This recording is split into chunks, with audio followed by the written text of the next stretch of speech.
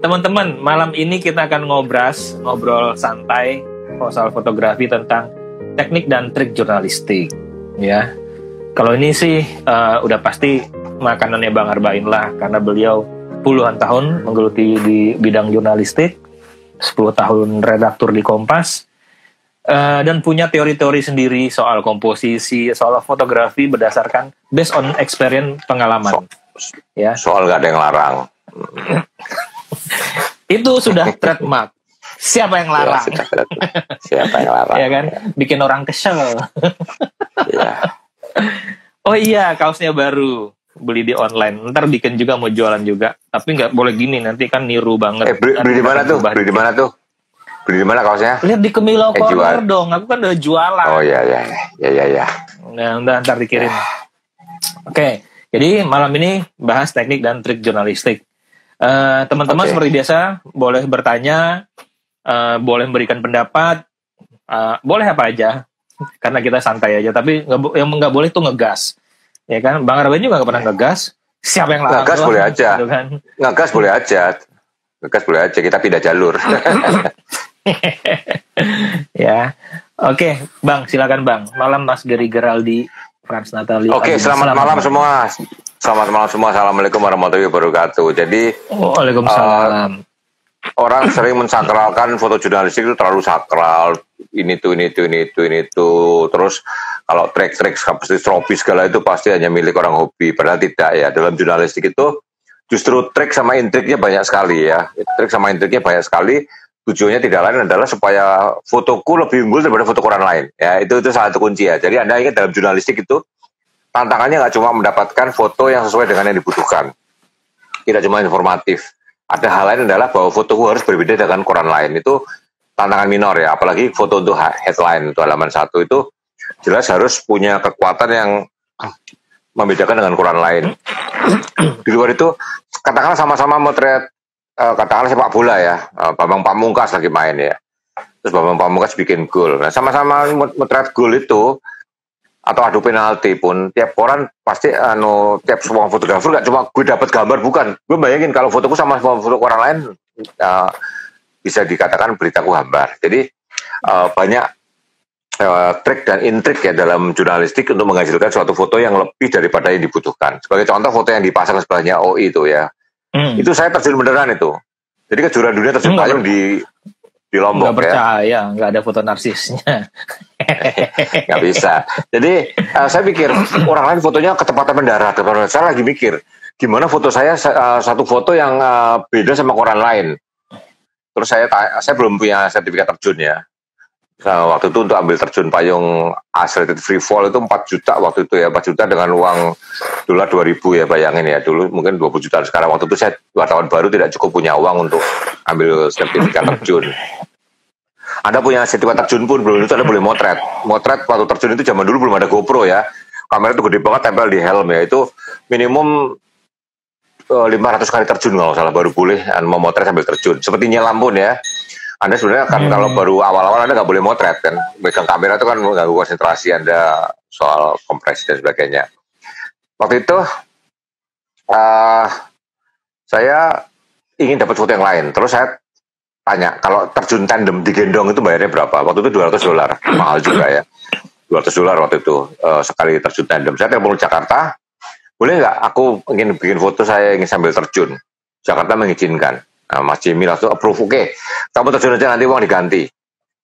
Nah, saya datang ke panitia, saya mau ikut terjun, wartawan. Wah, diskon wartawan, $150. Jadi saya waktu itu dapat diskon $50, saya terjun. Bersama saya terjun waktu itu Pak Izadi SK.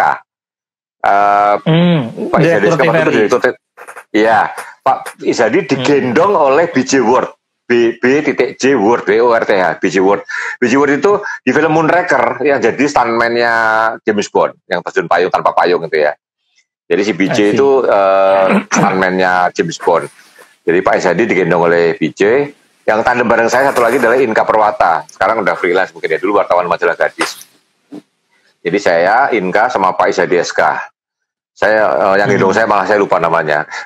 Artinya saya lompat. Waktu itu nggak boleh motret, nggak boleh bawa kamera, berbahaya nggak boleh motret. Karena gendong Yang gendong saya tuh orang kulit putih, orang Australia, lebih tinggi lebih pendek daripada saya loh. Jadi lebih pendek, orang kulit putih tapi lebih pendek daripada saya. Waktu itu orang luar semua ya. Orang luar semua. Nah ini si Inka yang gendong orang Kopassus. Kejuaraan dunia terjun payung. Indonesia pernah kejuaraan dunia terjun payung. Oh, tuan rumahnya kita. Tuan rumah Indonesia. Pak Prabowo ketua panitia. Prabowo Subianto. Masih let call. Saya ada fotonya di Instagram saya. Pak Prabowo masih let call itu ketua panitia. Ketua panitia kejuaraan dunia terjun payung. Kalau saya Pak Prabowo sempat ikut terjun juga waktu itu. Yang gendong abang bukan Mbak Surip kan? Bukan. Mbak Surip, susah. Tak gendong kemana-mana. Ya. Jadi kalau Inka itu digendong Kopassus ya. Saya lupa namanya. Tapi Kopassus ada juga ada beberapa penggendong ya. Jadi payungnya khusus. Dan mereka harus punya kemampuan khusus kalau gendong manusia ya. Melompat. Nah, saya itu waktu itu Yudo Baskoro almarhum ya. Sini boleh pakai kamera saya. Yudo Baskoro minjemin kamera saya di lakban di tangan kiri saya ketut di lakban ya. Jadi kamera itu di lakban. Fuji MDL sekian saya lupa ya, kamera prosumer ya, pocket gede gitu ya. Jadi begitu lompat, saya seperti kehilangan kesadaran dikit ya. Napas susah, betul angin berembus kencang. Begitu lompat pesawat, mereka yang saya potong lompat duluan. Saya dijambak oleh yang gendong saya, diingetin, tepuk, saya ingat bersifat, terus saya jepret suka-suka saya. Jadi kira-kira 8 frame yang tajam cuma ini ya, tapi dapat tajam, kayaknya Kompas Minggu. Yang tajam cuma satu ini, cuma satu. Jadi saya arahin lucu karena beberapa detik kemudian kita udah terpisah terpencar kan. Jadi begitu lompat, gitu, saya diangkat kepalanya, saya tepuk, saya cepat. Terus saya udah nggak lihat mereka lagi, kita melayang diri kemana-mana. Saya nggak dapet nih sialan nih, mahal nggak dapet. Tapi waktu saya cuci filmnya lumayan, ada satu frame yang kelihatannya tajam dan saya cetak 5R waktu itu tajam dan dimuat, saya scan, saya kirim ke Jakarta. HL Kompas Minggu ini terjunnya hari Sabtu saya ingat. Kayak gitu. Berarti poinnya saya tangkap di media pun terutama kayak seperti koran ya. Berarti bukan hanya bersaing dalam untuk berita, tapi masalah foto juga bersaing ya. Maksudnya bersaing untuk mendapatkan perhatian yang lebih ya dari pemirsanya ya, pembacanya gitu ya.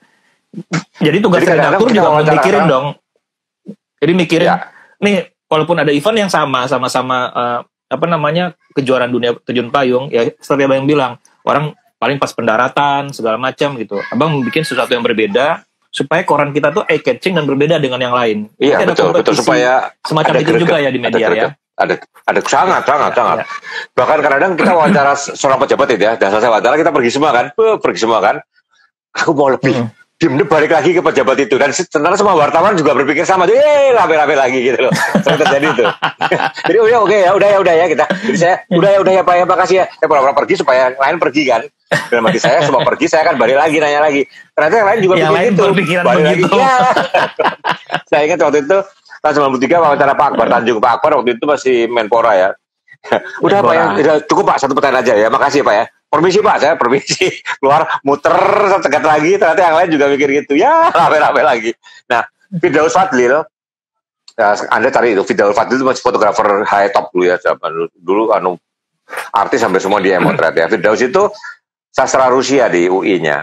Waktu Sergei Bubka datang ke Jakarta berusaha memecahkan rekor dunia, waktu itu mau dibayar Pak Bobasan 1 miliar rupiah. Sergei Bubka, tapi kenapa nggak pecah sih, gue nggak ngerti ya. Sergei Bubka itu rekor dunia lompat galah kan. Dia nambah lagi, pecahkan lagi. Nanti minggu depannya dipecahkan lagi, dia pecahkannya dikit-dikit.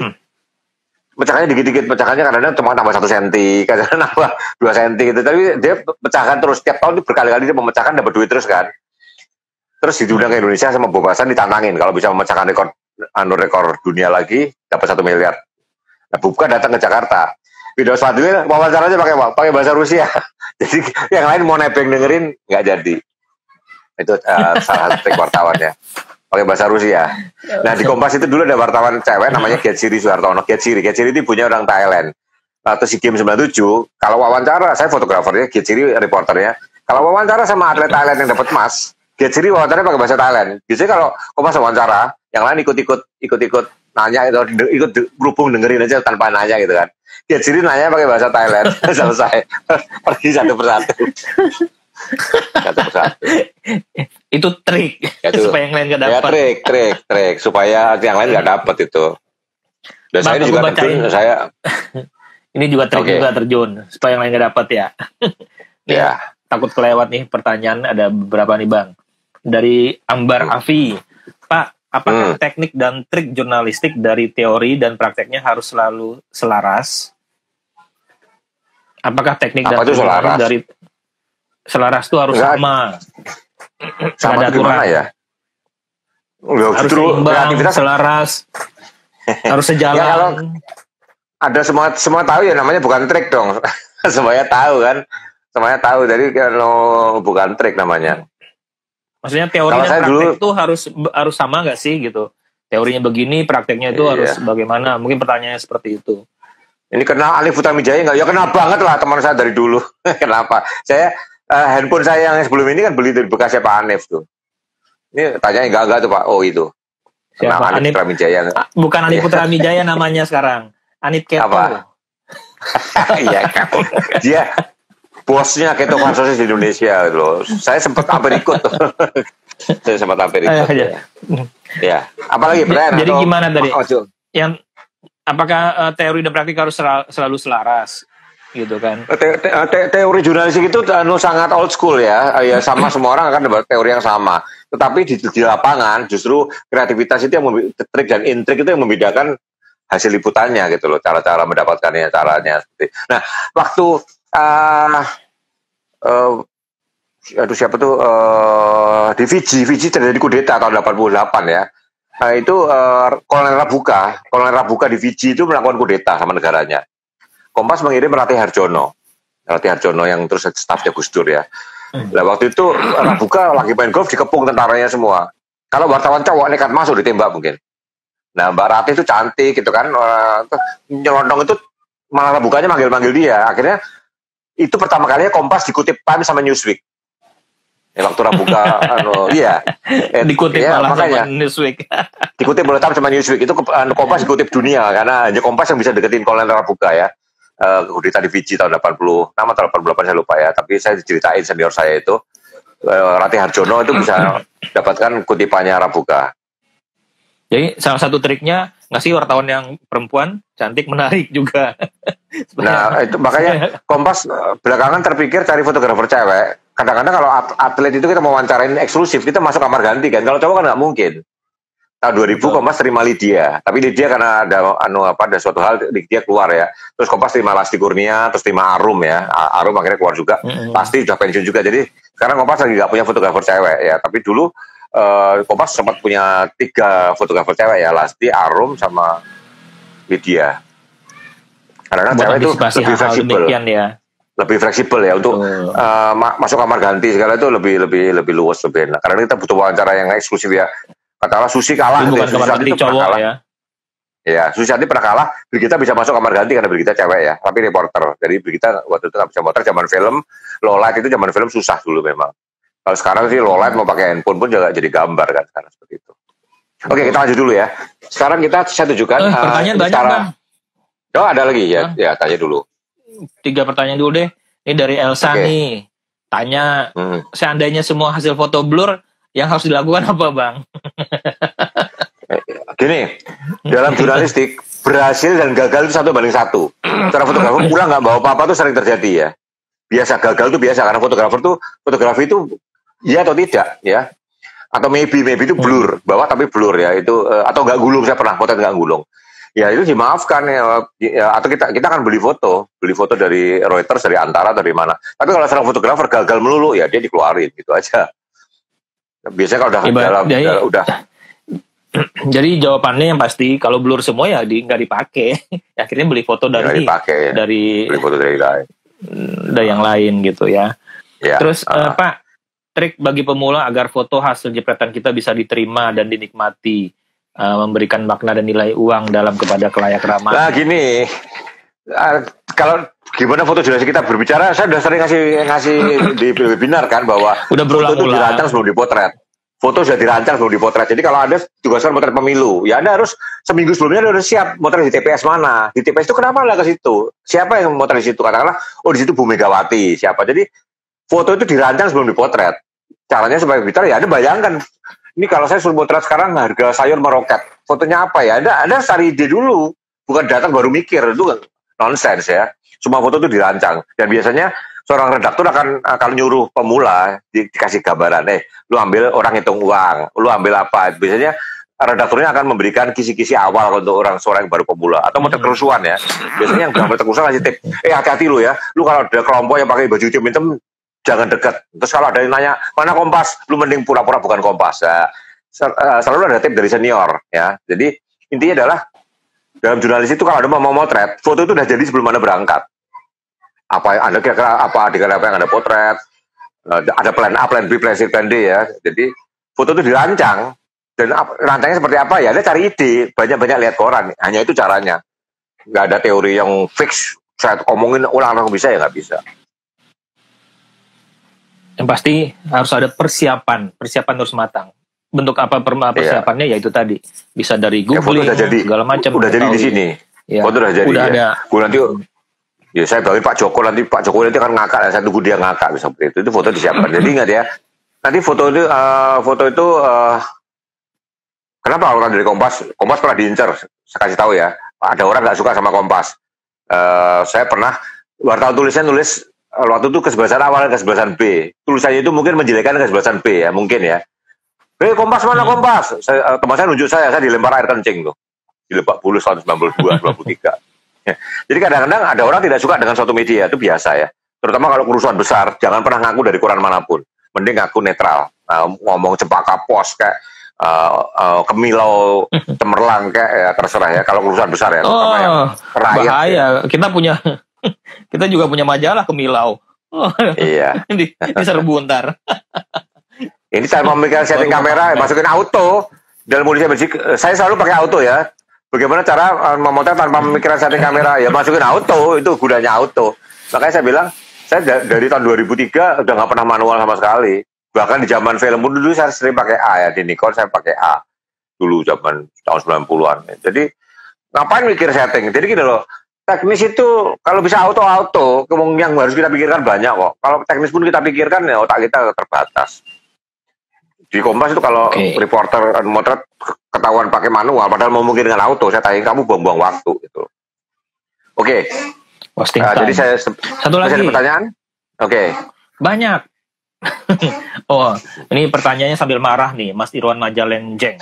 Karena dipakai caps lock. Gak apa-apa lah. Apakah pernah melakukan kesalahan kode etik jurnalis? Ya. Saya kode etik pun udah gak ingat apa aja. Saya sumpah ya, saya udah gak tahu kode etik itu apa aja sih, saya udah gak tahu. Swear. Anda boleh cek wartawan yang Anda temui di jalanan ya. Ada ketemu wartawan di mana lagi ada liputan dari Pak Jokowi, wartawan senior ya. Pak, kode etik itu apa aja? Mereka nggak akan bisa jawab. Taruhan saya berani bilang. nggak tahu. Soalnya gitu yang normatif karena kita nggak hafal ya. Kita nggak ada inget. Dan gini kalau saya melanggar itu gimana? Bisa kasih contoh nggak melanggar itu gimana? Saya juga nggak tahu melanggar itu gimana. Saya nggak tahu melanggar itu gimana. Biasanya, pokoknya kalau liputan saya itu tidak sesuai dengan kodenya Kompas, ya mentok di Redpel atau Pemret. Nggak akan keluar di korannya. Ya, terakhirnya Pemret. Ini dari Ini Bayu. Kalau blur atau kurang tajam, di BW-in membantu nggak pesannya tersampaikan? Jurnalistik sekarang color ya. Kalau di BW-in itu bukan jurnalistik. Tapi sekarang karena krisis ekonomi, ya karena iklan-iklannya juga nggak ada, ya Kompas banyak menghitam putihkan ya. Tapi sebenarnya jurnalistik itu per tahun 2000-an itu harus color. Karena realitas itu color ya. Hitam putih itu nggak realitas ya gitu. Tapi kalau ngomongin blur, itu foto Benazir Bhutto yang dibom itu dan menang WordPress foto ya, juga goncang, sangat blur.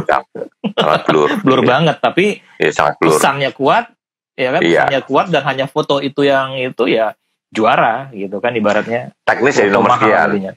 Teknis jadi nomor sekian.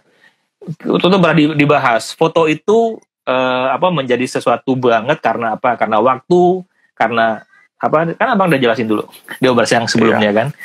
Ini ada pertanyaan terakhir itu yang terbatas. Iya. Ada foto yang belum terakhir nih di atas banyak nih. Nih banyak. Sabar. Dari Eka Nuka nih. Apalagi dalam kondisi emergensi atau momen muncul secara singkat, bagaimana tipsnya untuk memotret tanpa memikirkan tadi udah ya tanpa setting kamera di nggak bisa. Itu masalah kebiasaan. Anda harus melatih terus menerus, nggak bisa dibikin rumus. Refleks itu adalah hasil latihan, nggak bisa. Kamu harus siap. Nah, teori siap-siap itu gimana? Susah. Kuncinya adalah kalau Anda mau siap ya Anda harus tiap hari motret terus, belajar refleks. Dan momen langka itu belum tentu ada dalam 10 tahun. Susah. Momen langka itu yang aku foto kemarin di ujung genteng, Bang. Kemarin di ujung genteng ada Iya, yang jadi sampai pulang itu orangnya nggak ketemu ya? Orangnya nggak ketemu ya? Ya itu yang 3 hari yang digendong, yang fotomu yang kepotong cuma kaki doang itu kenapa? Karena jenazah ya? Enggak. Itu bukan jenazah, itu korban yang pertama yang selamat. Yang jenazahnya aku udah ketemu, aku udah pulang. Hari Senin baru ketemu. Senin baru ketemu, gila ya. Iya. Tapi Ombaknya waktu gede banget berlima ya, itu ketarik. Enggak, saya kasih tahu ya, saya di Perang Titis pernah, cuma sedada ya. Tapi waktu ombak datang, ombak bawah tuh narik, kan bawahnya kan pasir. Jadi iya, bawah atas sama bawah tuh beda banget, itu yang bikin orang ketarik ke tengah. Dan yang bawah tuh keras. Jadi ada ombak di atas, saya tengah, gitu kan. Di kaki saya itu narik ke arah laut, kenceng sekali. Saya pernah ngalamin, saya juga pernah tarik ke tengah, saya sempat panik. Tahun 77, Anda belum lahir. Udah lahir gue. Itu yang kemarin itu satu nggak bisa berenang. Padahal tuh tempatnya dangkal, cuman sepinggang. Udah ketarik. Ya, tapi itu yang dari TV tadi yang mancing di mana kena ombak hilang, istrinya yang video di TV tadi sore. Iya, ada juga. Itu di daerah pantai Karang gitu, daerah Sukabumi juga. Emang, iya. Gitu. Oke. Ini dari Sau, aduh susah banget namanya. Malam Bang, gimana kita menawarkan foto kita agar bisa diminati satu media? Misal kita punya foto yang kita rasa ini momen langka yang terpotret. Momen yang kayak kebakaran Tanah Abang lagi. Iya, jadi gini loh. Tapi jangan terlalu berharap ya. Momen seperti yang Anda bilang itu, 20 tahun terakhir saya udah nggak pernah ketemu. 17 tahun terakhir saya udah nggak pernah ketemu. Sampai ada momen yang begitu langka sampai koran nggak punya ya. Tahun 2003 itu Tanah Abang terbakar. Waktu itu belum ada drone, tiba-tiba orang naik helikopter nawarin ke Kompas. Itu 2003. Mundur lagi ke sebelumnya, Kompas udah beli. Iya, orang belum beli lagi tahun 88. Kapal terbakar di perairan Masa Limbo. Jadi momennya sampai koran nggak punya itu, for information ya, hampir nggak ada sekarang. Semua orang sekarang motret ya. Dan sekarang kejadian-kejadian yang aneh sampai nggak ada yang motret itu hampir nggak ada. Itu nyamuk nih. Sore dapat nyamuk. Oke, udah nggak ada pertanyaan. Lanjut. Tawarkan. Jadi kalau dapat pangkat, tawarkan ke koran. Harganya berapa? Anda minta setinggi mungkin, ya. Kalau dia nggak mau, ya berarti fotonya jangan nggak berharga. Kalau fotonya memang hebat banget. Kalau katakanlah ada pesawat F-16 jatuh di mana ya? Katakanlah jatuh di Pejompongan gitu ya. Anda jangan tawarkan ke Kompas, kemurahan. Anda tawarkan ke kantor berita Amerika itu. Wah, bisa Anda minta $1.000 juga mungkin laku itu. Jadi kalau pesawat skalanya internasional, kalau jatuhnya sekarang yang motret udah banyak Bang, yang nawarin $500, $100 banyak. Banyak banget. Itu repot ya. Iya. Ya lanjut Bang, yang tadi mau mamerin foto apa tadi? Oke, sekarang saya lanjut ya. Sekarang ini Julian Siombing. Nah, ini karya ini sampai saya pasang ya. Anda lihat ini Rendra ya. Ini Julian memakai multiple exposure Nikon F4 ya. Jadi ini hanya bisa dilakukan. Sepedanya api itu sepedanya api. Tunggu pamer sepeda dulu ya. Sepedaku udah pandemi ini iseng beli sepeda saya ada 2 lah itu, oranye sama yang hitam. Hitam yang beli anak saya, oranye beli istri saya. Belum tentu dijual udah tambah 2 sepeda lagi ya. Iseng aja aku nanti beli sepedanya OI lagi yang listrik kalau iseng. Ada tuh udah datang. Itu sandal bisa ditinggiin, stang bisa ditinggiin. Iya dong. Stang bisa tinggi juga. Itu stangnya katanya pendek banget. Enggak, bisa ditinggiin. Oke. Jadi gini, ini foto multiple exposure ini merancangnya selain dari kantor juga di tempat. Jadi gini Anda lihat. Multiple exposure yang bisa dilakukan kalau renderannya berada di bidang hitam. Zaman film nih ya, zaman digital juga nggak berbeda ya. Jadi di Nikon F4 itu ada penahan kokang. Jadi tiap kali jejak dia langsung otomatis gulung, tapi filmnya nggak geser. Jadi Julian harus ingat jebret tadi kepala render taruh di mana. Nah kepala berikutnya itu taruh di tempat yang kosong. Dan ada satu titik di mana kepalanya itu numpuk-numpuk. Jadi dan dinamis ya. Ini dalam satu frame nih. Ya, ini klisenya saya lihat sendiri. saya nyekan foto ini, jadi saya yakin bahwa ini bukan trik Photoshop. Ini foto tahun 1991 ya. 1991 belum rame olah-olah digital. Julian motret, jadi foto ini memang luar biasa menurut saya ya. Jadi dipikirkan ini di tempat gelap. Jadi ingat tadi di bidang sini, habisnya gue ambil di bidang sini, gue ambil di bidang sini. Ini adalah teknik multiple exposure ya. Anda bisa lakukan sekarang. Kalau sekarang sih Anda bisa pakai Photoshop juga bisa, ada blending ya fotonya ya. Pakai opacity-nya diatur aja, di blending bisa ya sekarang. Zaman film, Julian itu foto sama-sama Rendra baca puisi, foto Kompas unggul, headline foto ini ya. Foto ini jadi headline. Jadi ini salah satu trik Julian untuk multiple exposure. Ini juga multiple exposure. Saya melakukannya ini di Bali. Ini bukan foto saya ini ya. Saya niru foto ini. Saya melakukannya di Bali. Tahu waktu Ana Ivanovic datang ke Indonesia. Tapi sampai tadi siang saya nyari nggak ketemu. Ribuan foto saya, jutaan foto saya. Ini tapi saya malah nemu yang karya orang lain ya. Ini dari Reuters ya kalau salah ya. Ini foto. Jadi siapa nih? Nadal melakukan service di Brondong, ya, jadi fotonya bisa jadi gerakan ya. Ini salah satu teknik supaya foto Anda tidak biasa-biasa ya, itu multiple exposure. Lalu teknik ini, oke lah, saya kasih tahu Anda ya. Ini saya waktu itu sama bosnya AFP di Jakarta, saya lupa namanya Pak, siapa, kartu namanya saya simpen. Ini sebelum Asian Games. Dia ngasih rilis ke saya bahwa AFP itu setting, ini Nikon semua nih, jadi kerjasama dengan Nikon ya. Naruh kamera di dasar kolam renang. Jadi AFP itu tim Olimpiade, tim Asian Games, dia naruh kamera-kamera dengan lensa yang terbungkus di dasar kolam renang. Ya, ini pemasangan ya di dasar kolam renang untuk acara-acara olahraga. Ini dari AFP ya, saya dikasih AFP dari seluruh olahraga. Nah, untuk lucat indah hasilnya kayak gini. Jadi waktu si atlet itu nyebur ke air, jebur, dipotret dari bawah, keren kan? Ya nggak? Iya, berbeda keren ya. Ini. Iya, keren jadi waktu atlet itu masuk ke air, fotonya keren banget kan. Ini foto dipotret dengan kamera yang taruh di dasar air ini. Dasar air ini kan. Ini kamera bukan drone ya, dalam ruangan nggak boleh ada drone ya. Jadi ini kamera pemain Malaysia yang kena kanker nih ya. Ini padahal ini orang talented sekali ya, mundur karena sakit ya. Ini pakai kamera yang digantung di atas. Oke, ini kamera yang gantung di atas. Tunggu saya. Oke, ya itu kamera gantung di atas. Nah, lalu ini. Anda perhatikan ini, sorry. Ini yang motor namanya Heyman ya. Di Olimpik waktu di Olimpiade terakhir, kapan sih Olimpiade terakhir? Itu dia remote. Jadi kalau di atas perenang ada satu kabel di mana ada kamera yang bergerak ngikutin perenang itu. Jadi perenang itu berenang diikutin oleh kabel seret itu ya. Dia official sih ya. Jadi dikontrol dari laptop dari luar. Dulu zaman saya masih motret renang, Anda perhatikan, zaman saya dulu masih motret renang itu kayak gini. Ini dan satu foto saya nih ketemu. Dulu waktu saya masih motret renang, lihat nih di Asian Games 94 nih. Itu salah satu kamera saya tuh. Salah satu kamera IPAH. Itu salah satu kamera saya tuh. IPAH dia. Renang itu kalau mau motret dari samping hasilnya kayak gini nih, sorry. Nah, ini foto saya ya, foto saya Maya Masita Nasution. Ini saya dari samping ini motret ya. Kelihatan nggak? Kelihatan pernah nggak ya? Oh, ini korannya agak kumel nih. Kelihatan. Masih kelihatan ya? Nah, dari samping. Nah, pernah dari samping ini. Masih gengnya Nasution ya? Masih gengnya Nasution. Ya, ini Maya Masita ya. Saya motret di tahun 1991 nih, 1991 nih, Kompas ARP itu, Kompas ARP ya.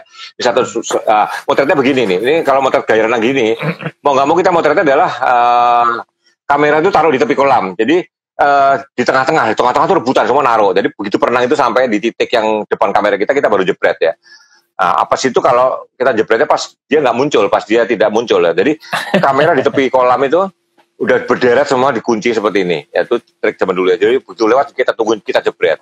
Nah, tantangannya adalah Anda perhatikan ya kalau acara-acara renang ya. Renang maupun lari, juaranya selalu di tengah. Sadar nggak? Iya. Ya kan? Selalu di tengah lah. Line 4 sama 5 biasanya. Iya, biasa tengah. Orang bertanya, wah itu kalau itu semua minta di tengah dong biar menang. Bukan begitu. Semua panitia lomba, renang maupun lari itu yang potensial menang itu taruh di tengah supaya motretnya bagus. Ada bayangan kalau di finish motretnya yang pinggir, ya pinggir jelek banget kan? Ini. Ya, ini saya motret nih. Ini foto saya Mardi juara nih. Ini saya motret Mardi juara. Ini Di pinggir. agak pinggir nih. Yang diduga menang itu ini si Thailand ini sebetulnya ya. Ternyata Mardi Tapi- yang menang. Ya Marti ya, makanya itu di SEA Games 91 nih. Itu tahun berapa nih, saya lupa nih. Jadi memang kadang-kadang seperti itu ya. Jadi kalau di renang sama. Nah, kalau Anda mau dapatkan foto bintang itu, seorang bintang itu di samping, ya Anda tunggu putaran pertama. Biasanya putaran pertama masih ngaca, ya belum penentuan pemenang itu kan. Bisa jadi yang jago-jago itu di kanan. Tapi dari samping itu dengan tele 300 itu Anda bisa dapat. Anda ingetin dia lane berapa ya, itu Anda ambil. Itu salah.